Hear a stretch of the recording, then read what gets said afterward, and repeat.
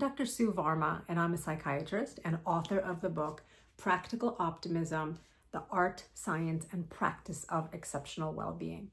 I have been working with people throughout the life cycle for the last 20 years, and some of my favorite groups of people are those who are entering college, who have just graduated, and who really care about their mental health. I know that a lot of young people are struggling these days with feeling lonely, with feelings of anxiety, with depression, with feeling like it's way too much pressure to have it all figured out.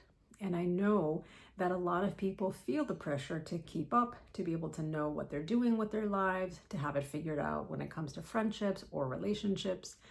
And it's all too much. So I want to let you know that I have written a book that I know will help you. I give tons of practical tips, but I also give a little bit of science and research and statistics for those of you who like to know that there's proof behind these 8 principles of practical optimism. Look, a lot of times people feel like I am supposed to know what my major is. I'm supposed to know how I want to spend the rest of my life, and I don't. And that's totally fine. A lot of people need time for that. So the first of my 8 principles are about purpose. What do you want to do in life? Purpose could be capital P, like what do I want to do in life? What's my purpose on this earth? Or it could simply be, what's my purpose this year? Who do I want to be friends with? What classes do I want to take? Purpose can be as simple as, what am I doing in this conversation, in this interaction, in this moment?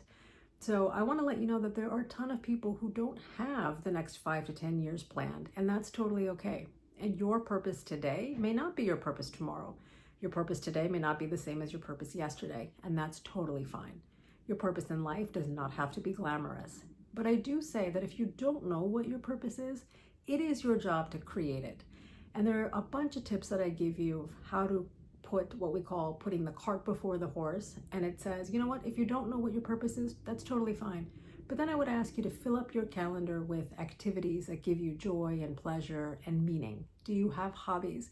When is the last time you engaged in something that made you feel good or that was interesting or fun just for the sake of it? Not for a college application, not to impress anybody, but simply because you enjoy it. Maybe it's reading. The next pillar is processing your emotion. And I think this is really key because a lot of times we bottle things up or we don't have names for it, and we end up crying or we end up breaking down or we end up getting physical symptoms of headaches or trouble sleeping at night. And I give people a 4-step quick plan, and it's called name it, claim it, tame it, and reframe it. Name the trigger that's making you upset, claim it, where in the body are you feeling it, tame it, maybe do a quick journal, journaling about what's bothering you. We know that people who tend to express emotions are better off.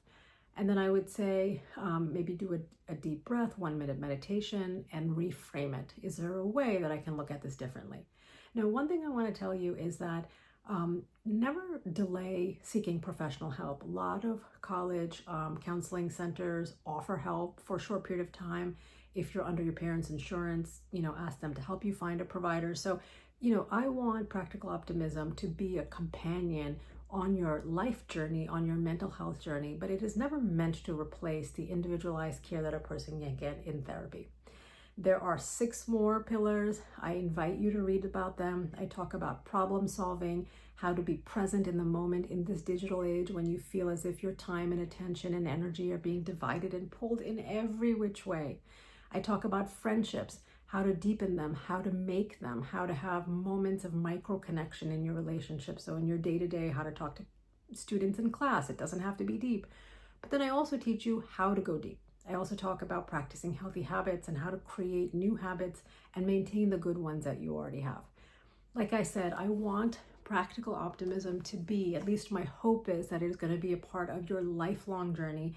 It's something you keep, it's something you share with your professors, it's something you talk about in your classes, that maybe you have a fun book club that you do, maybe you gift it to your parents, but it is your companion and friend for life. So thank you, and I'm so excited to be a part of your journey.